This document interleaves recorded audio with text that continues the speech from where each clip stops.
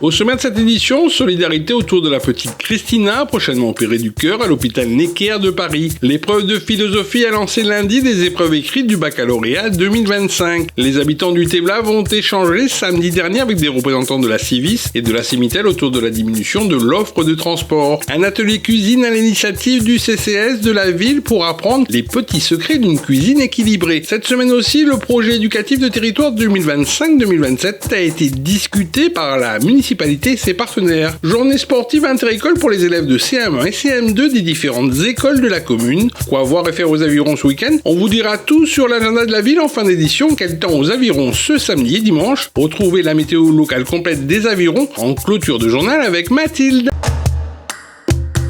En fait, Christina, quand j'étais encore enceinte, on va dire en fin de grossesse, on a détecté en fait qu'elle avait une malformation cardiaque. Donc, ce qui nous a valu en fait un transfert sanitaire vers Necker. Donc, du coup, j'ai été transférée donc à Paris en février. Donc, j'ai accouché là-bas et donc à la naissance, du coup, elle a été opérée immédiatement. Donc, sauf que malheureusement, lors de l'écho, en fait, la première écho, donc quand elle est née, en fait, ils ont découvert en fait une autre malformation, donc qui nécessite malheureusement une nouvelle intervention. Donc, quand elle aura atteint en fait le poids de 6 kg, donc on y est presque. Donc, du coup, on va partir bientôt. Voilà. Vous organisez un concert de solidarité le 28 juin prochain à l'école du Ruisseau. Il y a un élan de solidarité autour de votre petite fille. Oui, un grand élan de solidarité. D'ailleurs, on remercie tout le monde en fait. Il y a plein de gens qu'on connaît, il y a des gens qu'on ne connaît pas. On a été très très bien entourés en fait. Donc ce que je souhaite en fait à tout le monde qui passe des épreuves comme ça. J'espère en fait qu'on pourra repartir en fait sous peu. Donc pour pouvoir enfin la guérir comme on dit et puis qu'elle puisse vivre une vie normale après. Alors il y a une cagnotte Litchi qui a été ouverte pour la petite Christina.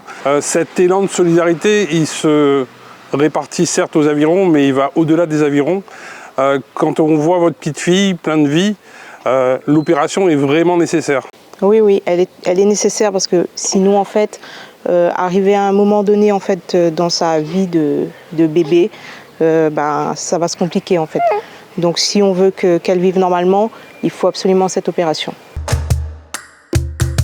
Lundi, les lycéens des avirons avaient rendez-vous avec les premières épreuves écrites du baccalauréat. La philosophie, épreuve non redoutée, a permis aux candidats d'entrer de plein pied dans l'examen qui sanctionne leur étude secondaire. Passer son bac est comme un rituel synonyme de passage dans le monde adulte. Au sujet au choix de l'épreuve de philo cette année, commentaire de texte sur la théorie de la justice ou aussi dissertation et la vérité est-elle toujours convaincante était l'un des sujets proposés aux candidats de la filière générale. J'ai préféré prendre l'explication de texte. Et le stress était quand même présent, mais j'ai réussi à gérer, ça va. C'était un texte de John Rawls, ça s'appelait La théorie de la justice. Toi, plutôt, tu te dirigeais vers la dissertation de philo. Quel sujet? Sommes-nous libres en toutes circonstances? Tu t'es senti libre sur ton devoir de philo, là? Un peu, mais il manquait un peu de plus d'inspiration. Le monde dans lequel on vit, la liberté, c'est primordial ou c'est une liberté qui est subie? Plutôt subie, puisque avec l'État, les lois, les contraintes, on ne peut pas être libre. J'ai développé le pour, le contre, et ensuite j'ai conclu que oui, et j'ai expliqué dans quelles conditions. Ce baccalauréat, il a toujours de la valeur? C'est vraiment un sésame pour rentrer à l'université? Pour les parcours un peu, on va dire, conventionnels, oui, ça peut être une clé d'avoir le baccalauréat, mais c'est pas le cas pour tout le monde. Par exemple, moi, j'ai plutôt un parcours, on va dire, à peu près non conventionnel parce que je vais plutôt aller dans des domaines de l'art et de l'audiovisuel. J'ai d'autres solutions autres que de détenir le baccalauréat pour atteindre les études que je veux. Une réunion s'est tenue samedi dernier en matinée au Téblav au sein du CAS de la mairie annexe du village. Au menu des échanges, la diminution des lignes alternées haut dans les écarts. Pour rappel, les élus des avirons se sont opposés depuis des mois à cette situation au sein de la Civis et ont réussi néanmoins à faire évoluer positivement certains points en trouvant une solution alternative, notamment pour le chemin L'Enclume aux avirons. Les habitants du Téblav ont ainsi eu la possibilité de discuter directement avec des représentants de la Civis et de la Cémitel. Je pense que déjà ce qu'on peut retenir de ça, ce côté positif, c'est que ça permet aujourd'hui que l'ensemble des acteurs, que ce soit les citoyens, que ce soit la mairie, les opérateurs, la Civis, ça nous permet enfin de nous rencontrer, de travailler ensemble. Donc effectivement, c'est quelque chose qu'il aurait été bien d'avoir avant, qu'on n'a pas eu. Mais c'est pour ça qu'aujourd'hui, moi j'ai insisté pour dire que la mairie, dès qu'elle a eu connaissance du dossier, elle s'en est emparée. Elle s'est opposée à la diminution, ce qui est tout à fait normal. Aucun élu ne souhaite voir une diminution du service de transport sur son territoire.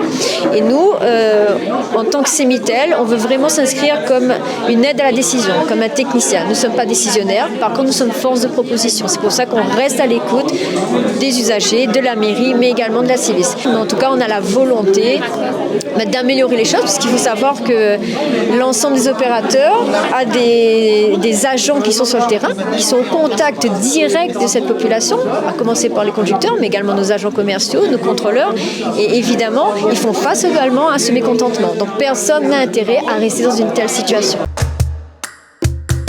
Dans le cadre du programme Mieux manger pour tous et pour lutter contre la précarité alimentaire, le CCS de la ville des Avirons avait donné rendez-vous en fin de semaine à des bénéficiaires de l'épicerie sociale pour un atelier cuisine du côté de Font-Maurice, un atelier culinaire qui leur permet ainsi d'apprendre les secrets d'une cuisine équilibrée et saine pour la santé. C'est très important pour nos familles en fait de participer à ces ateliers. Dans un premier temps, c'est un accès à une alimentation équilibrée, à cuisiner avec des produits dits non calibrés et manger plus équilibré. À la fin de chaque atelier cuisine, en fait, ils repartent avec un panier de fruits et légumes d'environ 10 kilos, donc ils pourront reproduire les recettes.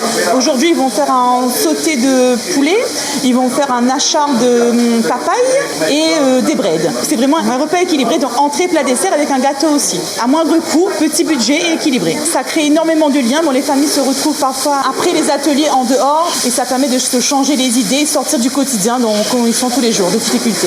Bon, ceux qui veulent, déjà, c'est un groupe de 10 personnes. En fait, ils ont 4 ateliers tous les 3 semaines. Ils ont aussi des ateliers nutrition avec un nutritionniste qui viennent donc à l'épicerie sociale. Donc c'est en complément. Et si les personnes, c'est pour un public, on va dire, qui sont sensibles, c'est les bénéficiaires de l'épicerie ou des colis alimentaires ou aussi les seniors qui ont des problématiques de santé. Donc ils peuvent appeler à l'épicerie sociale pour pouvoir se positionner sur les prochains ateliers pour les prochains cours.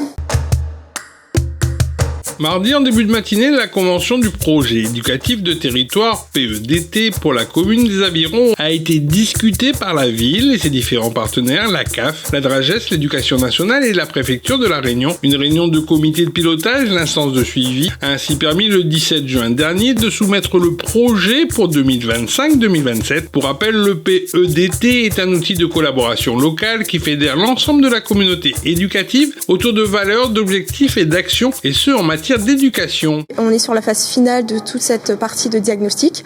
Donc on réunit l'ensemble des partenaires qui seront signataires de ce PEDT. Le PEDT aujourd'hui est vraiment important pour le territoire parce qu'il vient structurer, cadrer et mettre de la cohérence sur l'ensemble des offres éducatives et donc sur le parcours éducatif de l'enfant. Concernant la démarche, aujourd'hui c'est un comité de pilotage donc, qui réunit l'ensemble des partenaires signataires, mais il y a également tout un ensemble de rencontres qui ont été organisées en amont, notamment d'autres comités de pilotage, mais aussi des enquêtes auprès de la population et enfin un séminaire de co-construction qui a été organisé à l'école maternelle du centre-ville. L'objectif premier, c'est de vraiment structurer ce qui existe déjà sur le territoire, mais aussi d'apporter une vraie continuité éducative sur l'ensemble des temps, donc c'est-à-dire du matin jusqu'au soir, pour qu'il y ait un accompagnement de qualité pour l'enfant. L'objectif, à partir d'un diagnostic qui a été posé, c'est de définir quelques axes en faveur des jeunes des Avirons, notamment par rapport au public 3 ans, 12 ans, avec des actions concrètes. Ça passe par une équité territoriale, par exemple les quartiers les plus isolés, type Thévelave ou Font-Maurice, où nous aurons bientôt donc une maison de quartier. Nous aurons un outil supplémentaire pour offrir davantage de prestations en faveur des enfants sur ces coins qui ont été cités aujourd'hui. Après, nous allons aussi veiller à ce qu'il y ait une égalité pour tous et cela passe bien entendu par rapport au public qui rencontre le plus de difficultés et notre rôle, c'est justement de faciliter une activité, une prestation pour tous sur notre territoire communal. L'objectif, c'est de rentrer dans le cadre réglementaire, de répondre davantage aux exigences posées par nos partenaires, la CAF, au niveau de la Dragesse, etc., etc. La ville des Avirons invite les jeunes avironnaises âgées entre 15 et 25 ans à venir s'inscrire pour la prochaine édition du concours de Miss Aviron. L'événementiel de beauté aura lieu durant le Thévelava 2025 en novembre prochain. Les futures candidates intéressées et qui souhaiteraient concourir peuvent appeler au 02 62 38 13 40 ou se déplacer directement au service culturel des Avirons au 62 rue du Stade. Jeudi, le sport était à l'honneur au complexe sportif des Avirons pour une journée sportive inter-école à l'initiative du pôle événementiel du service des sports de la ville. Du foot, du tennis, du waterpolo et du breaking notamment ont permis aux élèves de CM1 et CM2 des différentes écoles primaires des Avirons de se réunir autour des valeurs universelles du sport. Il va être en découverte de différents sports, en particulier le football effectivement puisque je suis passionné. Mais c'est une journée de partage avec d'autres écoles de la commune. Je trouve cette journée plutôt très intéressante. Le fait qu'ils se retrouvent comme ça avec qui plus est d'autres écoles de la commune, ça leur permet de découvrir de nouvelles personnes, de s'amuser avec d'autres personnes, de créer une certaine cohésion entre eux, ce qui est très important. Et j'avoue que aux Avirons, on est plutôt bien fournis en tous les cas en termes d'infrastructures. Je vais citer le skatepark par exemple, c'est juste quelque chose de formidable. Je crois qu'on fait beaucoup d'envieux en tous les cas à La Réunion. Le samedi 14 juin dernier, la rencontre entre l'Océa, qui accueillait sur sa pelouse Sainte-Suzanne, a permis aux joueurs de l'Est de la Réunion de conforter leur première place au classement en division 2 régionale Poula. Une deuxième défaite pour les joueurs de l'Océa de Samuel Leveneur en 12 journées de compétition, qui laisse les Avironnais à pour l'instant 6 points du podium.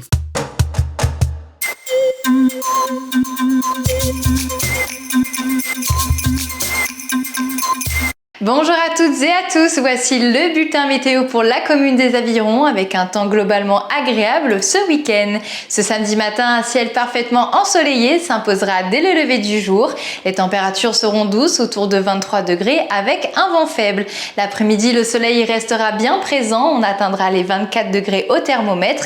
Et en soirée, le temps restera clair et calme avec une température qui redescendra doucement à 22 degrés. Et avançons pour ce dimanche le matin, le ciel se partagera entre éclaircies et passages nuageux sans véritablement avoir de menace de pluie. Il fera autour de 23 degrés avec un vent léger. Dans l'après-midi, les éclaircies se maintiendront apportant une ambiance agréable. Le mercure montera jusqu'à 25 degrés. Et en soirée, le ciel deviendra plus instable. Quelques averses faibles feront leur apparition, notamment en fin de journée. Il fera alors plus frais autour de 20 degrés. Du côté des idées de sortie, la médiathèque Jean Bernard ouvre le bal de la fête de la musique ce vendredi soir à partir de 18h avec une prestation musicale portée par Harry et Bernard. Et ce samedi soir, ne manquez pas le grand plateau artistique avec les performances en live du groupe Sola et en tête d'affiche Pixel et Léa Touros. Le début des festivités est prévu à 19h sur le plateau sportif du centre-ville des Avirons. Une belle occasion de partager un moment festif en famille ou entre amis. Et bien évidemment, ce samedi, n'oubliez pas le traditionnel marché forain de la ville des Avirons, prévu sur le parvis de la mairie à partir de 6h jusqu'à 13h. Très bon week-end à vous et à la semaine prochaine dans Aviron Actu. Ville les Avirons, vers un territoire durable.